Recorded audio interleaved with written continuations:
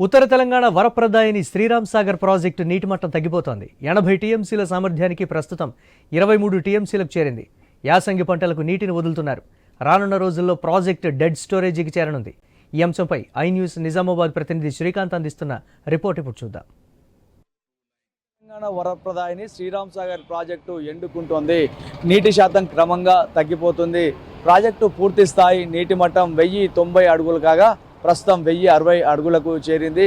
ఇక టీఎంసీలలో చూస్తే పూర్తి స్థాయి నీటి మట్టం 80 టీఎంసీలకు ప్రస్తుతం 23 టీఎంసీలు మాత్రమే ఉంది.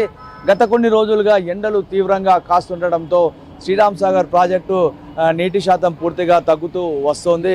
ప్రస్తుతానికైతే శ్రీరామ్ సాగర్ ప్రాజెక్టు నుంచి 2 కాలువల ద్వారా ఇటు కాకతీయ మెయిన్ కెనాల్ అయినటువంటి కాకతీయ కాలువ ద్వారా 5500 క్యూసెక్ల నీటిని దిగువకు వదులుతున్నారు. అలాగే లక్ష్మీ కాలువకు 290 క్యూసెక్ల నీటిని వదులుతున్నారు. ఇక సరస్వతి కెనాల్కి మాత్రం 700 క్యూసెక్ల నీటిని దిగువకు వదులుతున్నారు. ఇక ఎత్తిపోతలు దాదాపు 20కి పైగా ఎత్తిపోతల పథకాలు శ్రీరామ్ సాగర్ ప్రాజెక్టు పైన ఆధారపడి ఉన్నాయి. గుత్పా ఎత్తిపోతలకేమో 450 క్యూసెక్ల నీటిని, అలాగే అలీసాగర్కి 250 క్యూసెక్ల నీటిని దిగువకు వదులుతున్నారు. ఎండలు ఎక్కువగా కాస్తుండటంతో వ్యవసాయానికి సంబంధించినటువంటి ఆయకట్టుకు నీటిని అయితే వదులుతున్నారు. ప్రాజెక్టు మీద పూర్తిగా 6 జిల్లాలు ఆధారపడి ఉన్నాయి. ఇటు ఖమ్మం, అలాగే నల్గొండ, వరంగల్, కరీంనగర్, ఆదిలాబాద్, నిజామాబాద్ ఈ 6 జిల్లాలకు ఆయకట్టును అలాగే తాగునీటిని కూడా శ్రీరామ్ సాగర్ ప్రాజెక్టు అందిస్తుంది. గత కొన్ని రోజులుగా ఎక్కువగా ఎండలు కాస్తుండటంతో నీరు మాత్రం పూర్తిగా తగ్గుతూ వస్తున్నటువంటి పరిస్థితి. ఈ యాసంగికి దోకా లేనప్పటికీ వచ్చేటువంటి రబీకి మాత్రం నీరు సరిపోయే పరిస్థితి లేదని చెప్పేసి అధికారులు కూడా చెప్తున్నారు. మరోవైపు తాగునీటికి కూడా దాదాపు ఈ 6 జిల్లాలకు తాగునీటిని కూడా శ్రీరామ్ సాగర్ ప్రాజెక్టు అందిస్తుంది. కాబట్టి ఇటు తాగునీటికి అలాగే అటు సాగునీటికి బ్యాలెన్సింగ్ చేస్తూ నీరు విడుదల చేయాలి. ప్రస్తుతానికైతే ఎండలు ఎక్కువ కాస్తున్నటువంటి తరుణంలో వ్యవసాయానికి సంబంధించి సాగునీటి అవసరాలు చాలా ఉన్నాయి. కాబట్టి ఈ 6 జిల్లాలకు సాగునీరుని అందిస్తున్నారు. ఎక్కడ కూడా పంటలు ఎండిపోకుండా సాగునీరుని అందించే క్రమంలో నీటి శాతం రోజు రోజుకి తగ్గుతూ వస్తుంది. ప్రస్తుతం కేవలం 23 టీఎంసీలు మాత్రమే ఉంది.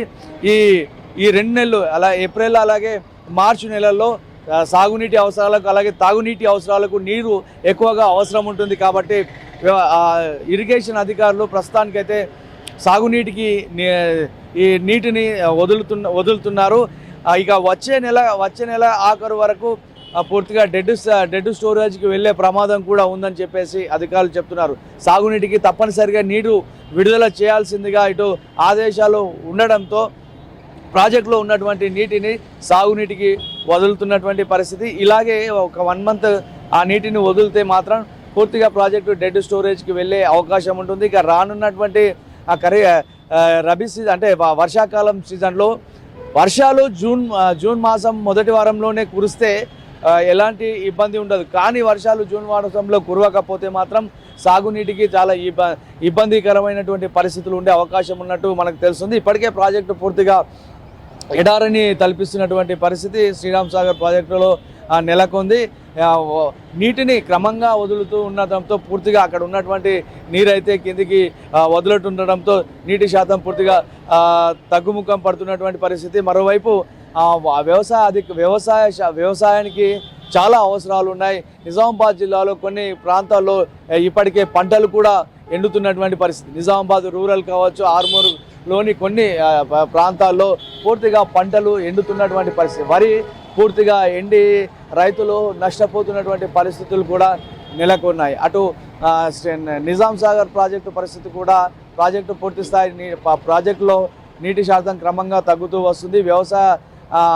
సాగు అవసరాలకు నీటిని వదులుతుండటంతో ఇటు తాగునీటికి కూడా ఇబ్బంది కలిగే అవకాశం ఉన్నట్టు తెలుస్తుంది. మొత్తానికైతే ఈ ఎండాకాలంలో శ్రీరామ్ సాగర్ ప్రాజెక్టు ఎండుతున్నటువంటి పరిస్థితులు అయితే ప్రస్తుతం మనము ప్రాజెక్టు వద్ద చూడవచ్చు. ఇది తాజా పరిస్థితి.